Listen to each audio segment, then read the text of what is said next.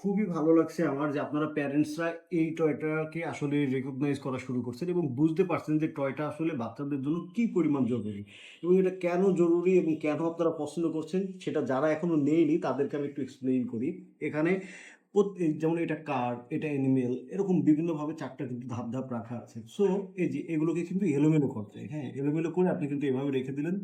৩ টা পাজল কিন্তু বাচ্চাকে সলভ করতে হবে। বাচ্চার যেন খুব বেশি মাথা খাটাতে না হয়, বাট মাথা যেন খাটাতে হয় এইভাবে কিন্তু করে এইগুলো কিন্তু বানানো। হ্যাঁ? এই যে। এরপরে আস্তে, আস্তে করে কিন্তু বাচ্চা এভাবে করে সলভ করবে।